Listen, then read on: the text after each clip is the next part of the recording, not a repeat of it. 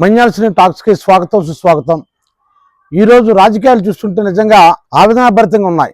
ఎందుకంటే ఇంత ఘోరమైన రాజకీయాల అంటే రాజకీయం అంటేనే దుర్మార్గం అనేటువంటి ఉద్దేశంతో ప్రజలు వచ్చేసి ఈ స్థితిలో దుర్మార్గానికి ఇంకేమైనా ఉంటే అంతకంటే పెద్ద పదం ఉంటే అంత ఘోరమైన స్థితిలో ఈరోజు రాజకీయాలు ఉన్నాయి అని అభిప్రాయపడే స్థితిలోకి ఈరోజు రాజకీయాలు ఉన్నాయి. ఎందుకంటే నిన్న చూసాం, మనం లడ్డూలో కల్తీ, ఆవు నెయ్యి బదులు ఆవు కొవ్వు, పంది కొవ్వు అలాంటివేవో కలిపేశారని, చేపల తాలూకా నూనె ఇవన్నీ కలిపేసి చేశారని చెప్పేసి ఒక ఆరోపణ.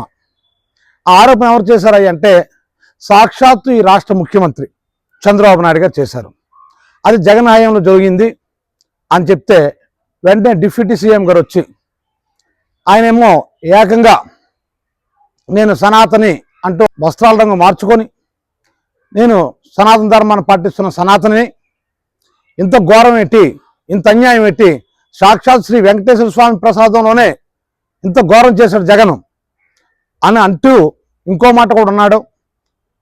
భక్తులకి, ముఖ్యంగా హిందువులకి ఆయనక విజ్ఞప్తి చేశాడు, మీకు పౌరుషం లేదా, కోపం లేదా, ఇంట్లో ఉంటారా, రోడ్ల మీదకి రండి, తిరగబడండి, ఇది ఇంకో మతం చేస్తే ఏం జరుగుతుంది, అదే హిందూ మతం జరిగింది కాబట్టి మీరు అంత నోరు మూసుకుని ఊరుకున్నారు అన్నట్లు రెచ్చగొట్టే మాటలు కూడా ఆ రోజు ఆడాడు డిప్యూటీ సీఎం గారు. అప్పుడు దీని మీద నేను ఒక వీడియో కూడా చేయడం జరిగింది. ఆ రోజు నేను చెప్పిన మాట ఏంటంటే, అయ్యా నిజంగా అందులో జగన్మోహన్ రెడ్డి ప్రభుత్వం నిజంగా కల్తీగా జరిగినట్లయితే ఆ కల్తీ ఎవరు సర్టిఫై చేశారు, దాని మీద ఎంక్వైరీ చేశారా, నేరస్తులను పట్టుకున్నారా? ఫస్ట్ ఆఫ్ ఆల్ ప్రభుత్వం చేయవలసిన పని ఏంటి? సీఎంగా చంద్రబాబు నాయుడు గారు ఉన్నారు, డిప్యూటీ సీఎంగా మరి పవన్ కళ్యాణ్ గారు ఉన్నారు. మరి వీళ్ళు చేయవలసిన పని ఏంటి?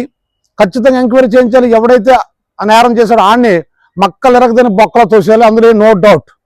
ఎందుకంటే ఇన్ని కోట్ల మంది భక్తుల తాలూకు మనోభావాలకి సంబంధించిన అంశం మీద ఏ ఒక్కడైనా, ఏ ప్రభుత్వం అయినా సరే ఇటువంటి ఆల్టరేషన్ చేస్తే అందులోకి పవిత్రంగా భావించిన శ్రీవారి ప్రసాదంలో ఈ పంది కొవ్వు, ఆవు కొవ్వు లాంటి అత్యంత జుగుప్సాకరమైనటువంటి పదార్థాలను వాడితే ఎన్ని కోట్ల మంది భక్తుల తాలూకు మనోభావాలు దెబ్బతింటాయో, అన్ని కోట్ల మంది భక్తుల తాలూకు మనోభావాలను దెబ్బ కొట్టడం కోసం, కోట్ల వ్యాపారం కోసం ఇలా దెబ్బ కొడితే అటువంటి ఏ ప్రభుత్వం అయినా, ఏ అధికారి అయినా, ఎవరినైనా ఖచ్చితంగా అరెస్ట్ చేయాల్సిందే, బొక్కలో తొయ్యాల్సిందే, అందులో నో డౌట్ అట్టాలి. కానీ అవేమీ చేయకుండానే ఆ ఎంక్వైరీ చేయించే అధికారం ఉండే స్థితిలో ఉన్న అతను ప్రతిపక్షం ఉన్న ఒక ఆరోపణ చేస్తే ఎంక్వైరీ అధికారం చేయాలి, అధికార పార్టీ చేయాలి, కాబట్టి అది ప్రతిపక్షానికి హక్కు ఉండదు, అంటే అసాధ్యం కాదు. కానీ ఇక్కడ చేస్తుంది ఎవరు చేస్తున్నారు? అధికార పార్టీ. ఇక్కడ బాగా గమనించాల్సింది అది ప్రభుత్వం చేస్తుంది ఆరోపణ. ప్రభుత్వం ఏం చేసింది? అంత గత ప్రభుత్వంలో ఇలా జరిగింది, అప్పటి నుంచి ఇలా జరుగుతుంది అని చెప్పింది. చెప్పడం అంటే అసలు అర్థం కావట్లేదు. ఇమీడియట్లీ ఎంక్వైరీ చేయించవచ్చు కదా, ఎంక్వైరీ చేయించి వాళ్ళని అరెస్ట్ చేయించవచ్చు కదా. అలా చేయించకపోగా, అసలు ఎటువంటి చర్య చేపట్టకపోగా డైరెక్ట్గా ప్రెస్ ముందుకు వచ్చి ప్రజలను రెచ్చగొట్టారు.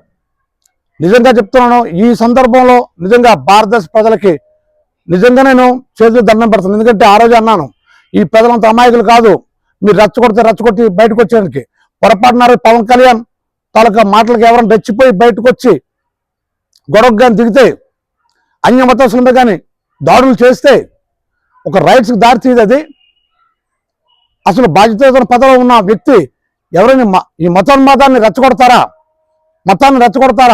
మతోన్మాదులా తయారు చేస్తారా? ఇంట్లోంచి బయటికి రావాలా, కలబడాలా, రోడ్ల మీదకి రండి, ఇంట్లో ఉంటారని రెచ్చగొడతారా? అసలు ఎంక్వైరీ చేశారా? ఎంక్వైరీ రిపోర్ట్ వచ్చిందా?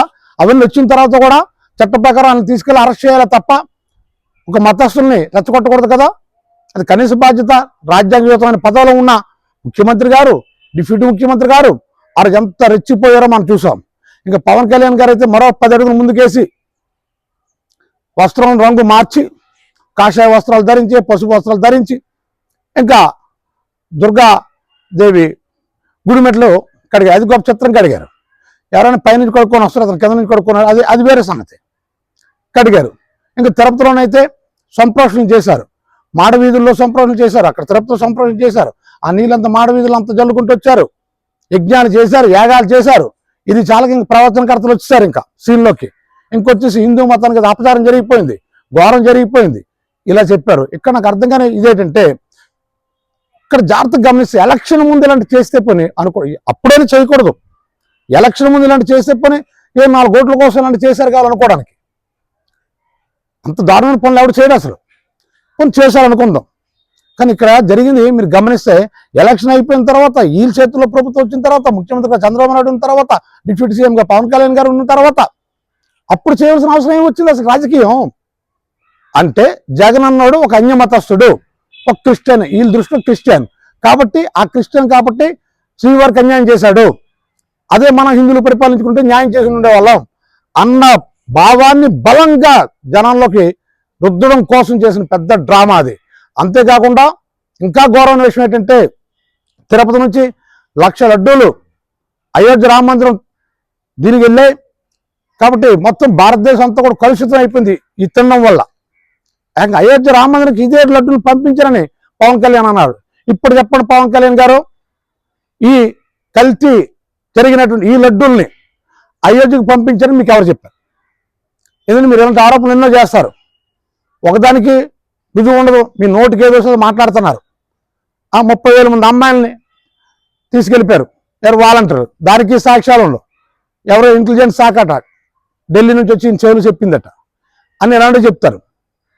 పోనీ అది పక్కన పట్టండి, అది ఓట్ల ఎలక్షన్ ముందు జరిగింది, అది కూడా తప్పు అయినప్పుడు కూడా ఓట్ల ఎలక్షన్ ముందు జరిగింది. ఇది శ్రీవారి ప్రసాదం కోసం ఎంత ఘోరమైన అబద్ధాలు, అంత ఘోరమైన అబద్ధాలు. అది ఎలక్షన్ తర్వాత, గెలిచిన తర్వాత. రాజ్యాంగం చదువుకున్నారా మీరు? రాజ్యాంగ పరిమితంగా మీరు డిప్యూటీ సీఎం అయ్యారు కదా, మరి ఎంక్వైరీ చేసే హక్కు ఉంటుండగానే మీరు ప్రెస్ ముందుకు వచ్చి ఎలా మాట్లాడతారు? లాస్ట్ సుప్రీంకోర్టు చెప్పింది, పొరపాటును కూడా ఈ విషయం బయట మాట్లాడకండి, ఎంక్వైరీ తేలినంత మాట్లాడకండి అని వార్నింగ్ ఇస్తే కదా ఇలా తాగారు. లేకపోతే ఏమి ఉండేవారు? ఈ దేశాన్ని అగ్నిగుండంగా మార్చాలని చూసారా? ఈ రాష్ట్రాన్ని అగ్నిగుండంగా మార్చాలని చూసారా? ఇది అన్యాయం. ఇది ఇంతకంటే అన్యాయం ఇంకోటి ఉండదు. ఒక ఎంక్వైరీ చేసి నేరస్తులను అరెస్ట్ చేయడం వేరు, మీరే ప్రెస్ ముందుకు వచ్చి ఇది అన్యాయం జరిగిపోయింది, ఓ హిందూ మత మనోభావాలు దెబ్బతినేసాయి. ఇంకా అక్కడి నుంచి మన తెలంగాణ నుంచి ఒక బీజేపీ లీడర్ ఆవిడ ట్రైన్లో పాటలు పాడుకుంటూ వచ్చేసింది, ఇంకొకరు రెచ్చిపోయారు. ఇక్కడ అదృష్టం ఏంటంటే ప్రజలు చాలా సమన్వయంతో ఏం జరుగుతుంది చాలనే ముందు అని ఎంతో ఔదార్యంతో, ఓదార్పుతో, సమన్వయంతో ఉండబట్టి సరిపడ్డది. కానీ ప్రజలు కానీ రెచ్చిపోయిన పరిస్థితి, మత ఘర్షణ రావా? మీరు మతాన్ని రెచ్చగొడుతున్నారు, దేశంలో శాంతి భద్రతలకు విఘాతం కలిగిస్తున్నారని మీ మీద ఇప్పుడు ఎవరైనా కేసు పెడితే పరిస్థితి. అండ్ డిప్యూటీ సీఎం గారి మీద ఎవరు కేసు పెట్టలేరు అనుకుంటున్నారా? పిల్లు వేసుకోవచ్చు, కోర్టులో కేసు పెట్టచ్చు, పెడితే పరిస్థితి సీఎం మీద, డిప్యూటీ సీఎం మీద. ఎందుకంటే వాళ్ళు చేసే ఆరోపణలు అలాంటివి, భయంకరమైన ఆరోపణలు. నాకు తెలిసి భారతదేశ చరిత్రలో ఇంత నీచమైన రాజకీయాలు ఏ రాజకీయ నాయకులు చేయలేదు ఇంతవరకు. సాక్షాత్ శ్రీవారి ప్రసాదం మీద కొన్ని కోట్ల మందికి ఆ ప్రసాదం అంటే, ఆ లడ్డూని తింటే సాక్షాత్ వెంకటరామమూర్తి గారి చేతుల మీదుగా అందుకున్న ఫీలింగ్ కలుగుతుంది వాళ్ళకి.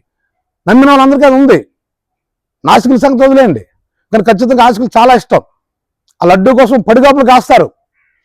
అటువంటి లడ్డూ అనేది ఏక ఇండియా మొత్తం మీదకి వెళ్ళిపోయినట్టు, ఏక అయోధ్య రామ్ జన్మభూమి దగ్గరికి వెళ్ళిపోయినట్టు. ఎన్ని కబుర్లు చెప్పాలి అన్ని కబుర్లు చెప్పి ఇప్పుడేం చెప్తారు దీని జవాబు? ఆరోపణలు అనేవి చేసుకుంటారండి. రాజకీయాలు అయిన తర్వాత నువ్వు 10 కోట్లు తిన్నావు, నువ్వు 20 కోట్లు తిన్నావు, ఇలాంటి ఆరోపణలు చాలా మంది చేసుకుంటారు. కానీ ఇంత ఇలాంటి దారుణమైన ఆరోపణలు ఎవరు చేసుకోరు. ఇప్పటికైనా సరే ప్రజల తల సంక్షేమం కోసం. మళ్ళీ ఇంకో విషయం ఏంటంటే, మీరు నిజంగా ప్రజలు మించేసారంటే ఆరోపణలతో పని ఉండదండి. వెళ్ళిపోయిన జగన్మోహన్ రెడ్డితో మీకు పని ఏంటి అసలు? మీరు పథకాలను అమలుపరచండి. దావోస్ వెళ్ళిపోయిన జగన్మోహన్ రెడ్డిని తిట్టడం, ఇక్కడ రాజకీయాలు మాట్లాడదలుచుకోలేదు. చాలా బాధ అనిపించింది. తిట్టుకోండి, విమర్శించుకోండి. శ్రీవారి లడ్డూ మీద ఇంత దారుణమైన ఆరోపణలు చేయటం, ఎంతమంది మనోభావాలు ఇప్పుడు దెబ్బతున్నాయి. ఈ మనోభావాలు దెబ్బతున్న అంతా ఇప్పుడు మీ మీద కేసేస్తే పరిస్థితి. అందుకోసం రాజ్యాంగబద్ధమైన పదాలు ఉన్న వాళ్ళు ఎవరైనా సరే మాట్లాడుతున్నప్పుడు ఆచితూచి మాట్లాడటం, నిజంగా ఆరోపణలు చేస్తే సాక్ష్యాలు ఉంటేనే ఆరోపణలు చేయటం, ఇలాంటి చేస్తే మంచిది. ఈ వీడియో మీకు నచ్చినట్లయితే మన్యాసింహ్ టాక్స్కి లైక్ చేయండి, షేర్ చేయండి, సబ్స్క్రైబ్ చేయండి. Thank you.